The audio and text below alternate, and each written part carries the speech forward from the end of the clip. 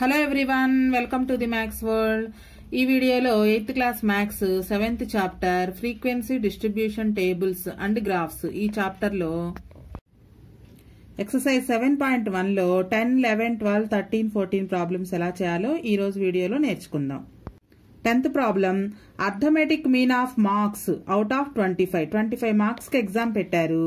ఆ మార్క్స్ కి మీన్ కనుక్కుంటే స్కోర్డ్ బై 10 స్టూడెంట్స్ వాజ్ 15. మొత్తం 10 స్టూడెంట్స్ ఉన్నారు. వాళ్ళకు వచ్చిన మార్క్స్ కి మీన్ కనుక్కుంటే 15 వచ్చింది. One of the student named Karishma enquired the other 9 students and find the deviations from her marks are.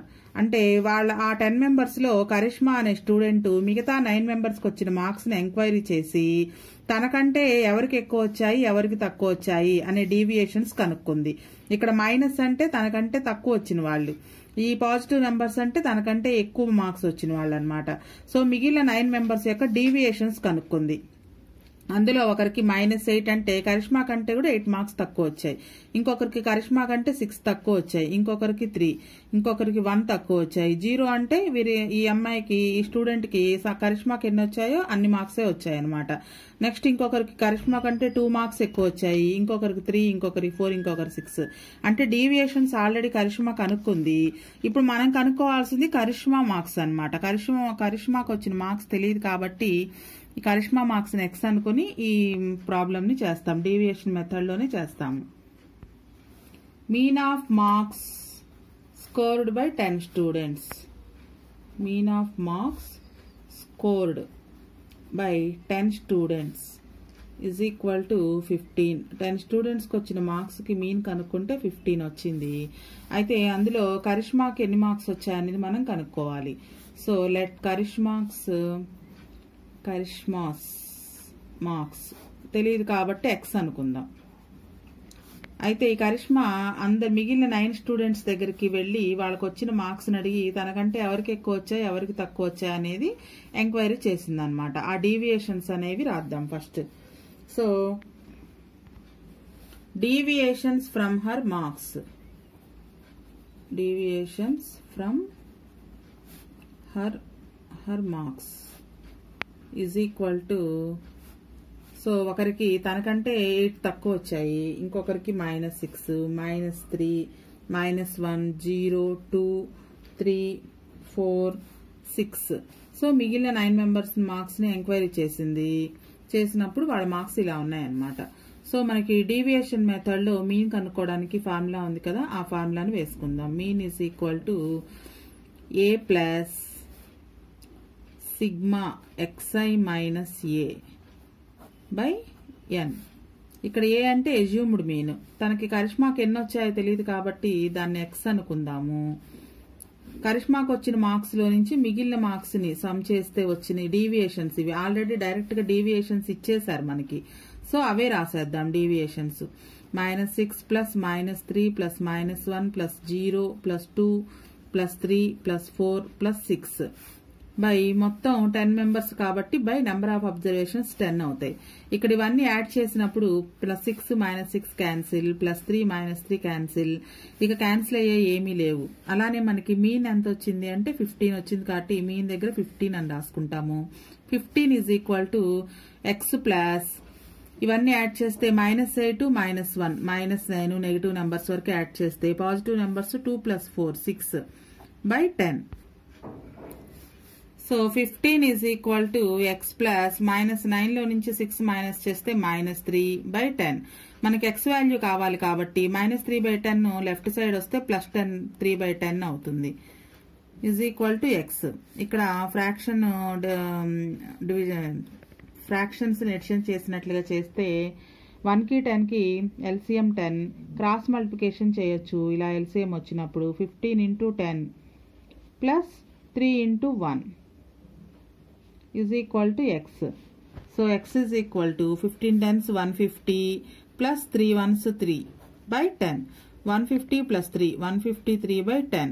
So denominator లో గనక 0 ఉంటే న్యూమరేటర్ లో ఒక నెంబర్ కి ముందు పాయింట్ పెట్టుకోవచ్చు. 15.3 x is equal to, x అంటే మనం కరిష్మాకి వచ్చిన మార్క్స్ అనుకున్నాం కాబట్టి Karishma's marks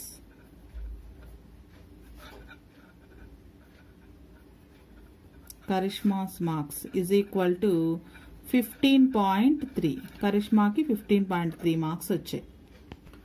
11th problem. The sum of deviations of n observations from 25 is 25.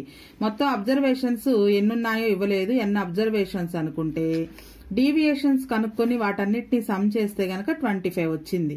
అయితే ఎజ్యూమ్డ్ మీన్ ఎంత అనుకున్నారంటే 25. ఎజ్యూమ్డ్ మీన్ 25 అనుకుని ఇచ్చిన అబ్జర్వేషన్స్ అన్నింటికి డీవియేషన్స్ కనుక్కొని ఆ డీవియేషన్స్ అన్నిటిని సమ్ చేస్తే 25 వచ్చింది. And the sum of deviations of the same N observations, అవే నెంబర్స్ కి ఈసారి ఎజ్యూమ్డ్ మీన్ 35 అనుకుని డీవియేషన్స్ కనుక్కొని ఆ డీవియేషన్స్ అన్నిటిని సమ్ చేస్తే -25 వచ్చింది. అయితే find the mean of the observations, actual mean ఎంత అనేది కనుక్కోవాలి. First step the sum of deviations. The sum of deviations of N observations అంటే ఇక్కడ ఎన్ని నెంబర్స్ ఉన్నాయో మనకు తెలియదు, ఎన్ నంబర్స్ అనుకోమని ఇచ్చారు. From 25 is equal to 25. దీని మీనింగ్ ఏంటంటే ఎజ్యూమ్డ్ మీన్ ని 25 అనుకుని ఇచ్చిన అబ్జర్వేషన్స్ అన్నిటినీ 25 లో నుంచి మైనస్ చేస్తే డీవియేషన్స్ వస్తాయి. ఆ డీవియేషన్స్ అన్నిటినీ సమ్ చేస్తే 25 వచ్చింది.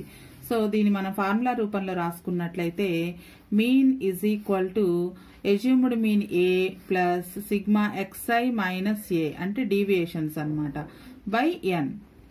ఇక్కడ ఎజ్యూమ్డ్ మీన్ 25 అనుకున్నారు, మనకి సమ్ ఆఫ్ డీవియేషన్స్ ఇవన్నీ సమ్ చేస్తే వచ్చింది కూడా 25 బై నెంబర్ ఆఫ్ అబ్జర్వేషన్స్ తెలియదు, ఎన్ఏ నెంబర్ ఆఫ్ అబ్జర్వేషన్స్ కూడా.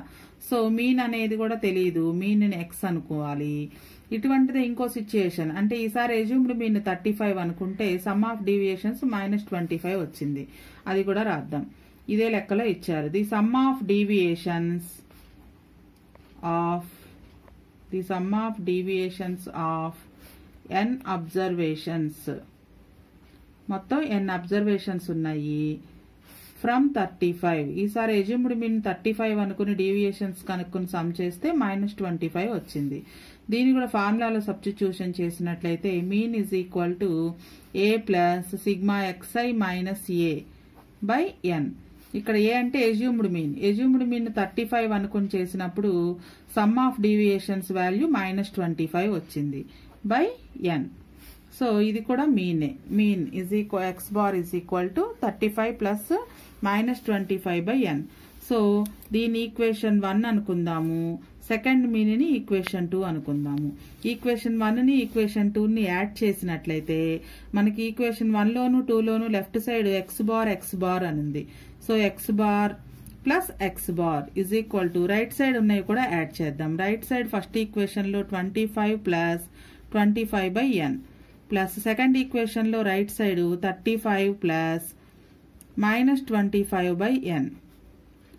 ఇక్కడ సమ్ చేస్తే X bar plus X bar 2x bar is equal to plus 25 by N -25 by N cancel అవుతుంది. 25 35 యాడ్ చేసినట్లయితే 60. సో మనకి మీన్ కావాలి అంటే ఎక్స్ బార్ వాల్యూ కావాలి. ఇంటూ 2 ఇటు వస్తే బై 2 అవుతుంది. 60 by 2 2 1s 2 30s. So mean is equal to 30 అనమాట. ఎక్స్ బార్ అంటే mean of N observations is equal to 30. 12th problem. Find the median of the data 3.3, 3.5, 3.1, 3.7, 3.2, 3.8. ఇప్పటి వరకు మనం 11th ప్రాబ్లం వరకు కూడా మీన్ కనుక్కునే ప్రాబ్లమ్సే ఉన్నాయి. ఇక్కడ మనం మీడియన్ మోడ్ కనుక్కోవాల్సిన ప్రాబ్లమ్స్ ఉన్నాయి 12th నుంచి. సో ముందు మీడియన్ అంటే ఏంటో తెలుసుకుని తర్వాత ఈ లెక్కని చేద్దాం. Median is another frequently used measure of central tendency. మొత్తం సెంట్రల్ టెండెన్సీలో 3 ఉంటాయి. అవి mean, median, mode. Already mean ఎలా చేయాలో నేర్చుకున్నాము. మీడియన్ సెంట్రల్ టెండెన్సీలో ఇంకొకటి మెజర్మెంట్ ఏంటంటే మీడియన్ అన్నమాట. The median is simply the middle term of the distribution when it is arranged in either ascending order or descending order. Median అంటే పేరులోనే ఉంది. మనకి ఇచ్చిన డేటాలో మధ్యలో ఉండే టర్మ్ నే మీడియన్ అంటారు. అయితే ఆ డేటాని అరేంజ్ చేసుకోవాలి. అసెండింగ్ ఆర్డర్ లో కానీ డిసెండింగ్ ఆర్డర్ లో కానీ అరేంజ్ చేసుకున్న తరువాత మిడిల్ టర్మ్ ని మీడియన్ అంటారు. There are as many observations above it as below it. ఆ మీడియన్ కి అబోవ్ అంటే ముందుగా ఎన్ని టర్మ్స్ ఉన్నాయో మీడియన్ తర్వాత కూడా అన్ని టర్మ్స్ ఉండాలి. మరి మీడియన్ కనుక్కోవడానికి మనకి 2 ఫార్ములాస్ ఉన్నాయి. అవేంటంటే if n number of observations in the data arranged in ascending are descending order. ముందుగా ఇచ్చిన డేటాలో నంబర్స్ ని ascending order or descending order లో అరేంజ్ చేసుకున్న తర్వాత మనకి డేటాలో ఎన్ని నెంబర్స్ ఉన్నాయో లెక్క పెట్టుకోవాలి. డేటాలో నెంబర్స్ కనుక ఆడ్ నెంబర్ లో కనుక ఉన్నట్లయితే ఆ n+1/2 టర్మ్ అనేది మీడియన్ అవుతుంది. అంటే suppose n is odd number అంటే మనకి ఇచ్చిన డేటాలో 9 టర్మ్స్ వచ్చాయనుకోండి, 9+1 10, 10/2 అంటే ఫిఫ్త్ టర్మ్ అనేది మీడియన్ అవుతుంది అనమాట. ఆడ్ అంటే అది ఇచ్చిన డేటాలో ఎన్ని నెంబర్స్ ఉన్నాయో చూసుకొని ఆ నెంబర్స్ ఆడ్ నెంబర్ అయితే గనక దానికి ఒకటి యాడ్ చేసి 2తో డివైడ్ చేస్తే ఆ వచ్చే అబ్జర్వేషనే మీడియన్ అవుతుంది. If when n is even అంటే ఇచ్చిన అబ్జర్వేషన్ లో ఉన్నటువంటి అబ్జర్వేషన్స్ ఈవెన్ నెంబర్ లో గనక ఉంటే అంటే 10 నెంబర్స్ కనుక ఇచ్చారనుకోండి, అప్పుడు 10/2 అంటే ఫిఫ్త్ టర్ము, దాని తర్వాత టర్మ్ అంటే sixth term. Fifth term sixth term యొక్క మీన్ అనేది కనుక్కున్నట్లయితే అది మీడియన్ అవుతుంది. మీన్ అంటే some of observations by number of observations. అంటే 2 టర్మ్స్ వచ్చాయి కదా, ఆ 2 టర్మ్స్ ని సమ్ చేసి 2తో డివైడ్ చేయాలన్నమాట. సో ఆడ్ నెంబర్ వస్తే ఒక విధంగా, ఈవెన్ నెంబర్ లో కనుకుంటే అబ్జర్వేషన్స్ ఈ విధంగా, ఈ రెండు గుర్తు పెట్టుకుని చేయాలి. ఫస్ట్ డేటాని అసెండింగ్ ఆర్డర్ లో అరేంజ్ చేసుకుందాం. Arrange in ascending order. Arrange the data in ascending order. మన ఇష్టం ఏ ఆర్డర్లో అయినా చేసుకోవచ్చు, అరేంజ్ చేసుకోవచ్చు. అసెండింగ్ ఆర్డర్ అంటే స్మాల్ టు బిగ్ అంటే చిన్న నెంబర్ నుంచి పెద్ద నెంబర్ వరకు అరేంజ్ చేస్తాము. సో ఇక్కడ పాయింట్స్ లో ఉన్నాయి, మీకు అర్థం కాకపోతే గనక అన్ని కూడా ఒకే రకమైన డెసిమల్ నెంబర్స్ కాబట్టి పాయింట్ లేదు అనుకుని చేసినట్లయితే ఇది 31 అవుతుంది. అంటే అన్నింటిలోకి చిన్న నెంబర్ అనమాట. సో 3.1. నెక్స్ట్ పాయింట్ లేదు అనుకుంటే 3.2, next 3.3, next 3.5, next 3.7, next 3.8. So మనం రాసిన తర్వాత ఒకసారి చెక్ చేసుకుందాం. ఇక్కడ 6 నెంబర్స్ ఇచ్చారు, మనం రాసిన తర్వాత కూడా 6 నెంబర్స్ ఉన్నాయి. అంటే 6 అనేది odd number. So n is even అంటే మనకి ఇచ్చిన అబ్జర్వేషన్స్ అనేవి ఈవెన్ నెంబర్ లో ఉన్నాయి. అప్పుడు n ఈవెన్ అయినప్పుడు median is equal to mean of n/2 n/2 + 1 term. ఈ రెండు టర్మ్స్ కి మీన్ కనుక్కోవాలన్నమాట. Mean of. సో n అంటే ఇక్కడ 6 వచ్చింది, 6/2 6/2 + 1. 6/2 అంటే 3, 3 + 1 అంటే 4. థర్డ్ టర్మ్ ఫోర్త్ టర్మ్ కి ఫోర్త్ టర్మ్స్ కి మీన్ కనుక్కోవాలి. మీడియన్ ఈజ్ ఈక్వల్ టు ఇచ్చిన దాంట్లో థర్డ్ టర్మ్ అంటే 3.3 ప్లస్ ఫోర్త్ టర్మ్ దాని తర్వాత టర్మ్ 3.5. ఈ రెండిటికి మీన్ అంటే some of observations by number of observations. Add చేసినట్లయితే 6.8 వస్తుంది by 2. 2 1s 2 3s 2 4s 3.4. Median అనేది 3.4. సో ఇక్కడ మీడియన్ చేసేటప్పుడు ఫస్ట్ గుర్తుంచుకోవాల్సింది ఏంటంటే డేటాని ఆర్డర్లో అరేంజ్ చేసుకోవాలి. Either in ascending order or descending order. ఆర్డర్లో అరేంజ్ చేసుకోకుండా చేస్తే మాత్రం రాంగ్ అవుతుంది answer. 13th problem. The median of the following observations arranged in ascending order is 15. Already ఇక్కడ ఇచ్చిన డేటాని అసెండింగ్ ఆర్డర్ లోనే అరేంజ్ చేసింది. అయితే దీనికి మీడియన్ కూడా 15 అయింది. మీడియన్ 15 ఇచ్చారు. అయితే మనకి ఇచ్చిన డేటాలో కొన్ని టర్మ్స్ మిస్ అయినాయి. x, x-3, x+2 అని ఉంది. ఈ మీడియన్ ని ఆల్రెడీ ఆన్సర్ ఇచ్చారు కాబట్టి దాన్ని బేస్ చేసుకుని x వాల్యూ కనుక్కోవాలి. Given 10, 12, 14, x-3, x+2, 25 are in ascending order. Already ascending order లో ఉన్నాయి అని ఇచ్చారు. Are in ascending order. అయితే మనకి ఇక్కడ n వాల్యూ ఎంత? 1 2 3 4 5 6 7. మొత్తం అబ్జర్వేషన్స్ అనేవి ఆడ్ నంబర్స్ లో ఉన్నాయి. n is odd. So median is equal to odd అయినప్పుడు n/2 n+1/2 టర్మ్ అనేది మీడియన్ అవుతుంది. సో ఇక్కడ మొత్తం 7 టర్మ్స్ ఉన్నాయి కాబట్టి 7 + 1/2 టర్మ్ మీడియన్ అవుతుంది. 7 + 1 అంటే 8/2 అంటే ఫోర్త్ టర్మ్ మీడియన్ అన్నమాట. చూడండి మనకి ఇచ్చిన డేటాలో ఫోర్త్ టర్మ్ ఏంటి, x-3. So median is equal to x-3, but given median is equal to 15. మనకు లెక్కలో మీడియన్ 15 అని ఇచ్చారు. సో ఇప్పుడు మనకి లెక్క చేస్తే వచ్చిన x-3ని ఈ 15 రెండింటిని ఈక్వల్ చేసినట్లయితే x వాల్యూ వస్తుంది. x-3 మనకు లెక్క చేస్తే వచ్చింది x-3, మనకు లెక్కలో ఇచ్చింది 15. x-3 is equal to 15. x value కావాలి. సో -3 రైట్ సైడ్ వస్తే +3 అవుతుంది.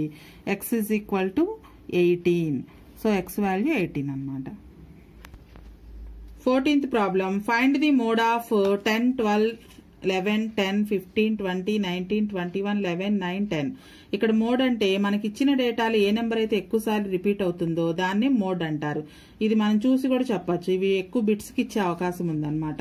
చూడండి 10 అనేది మనకి 1, 2, 3 టైమ్స్ వచ్చింది 10. 11 1, 2 టైమ్స్ వచ్చింది 11.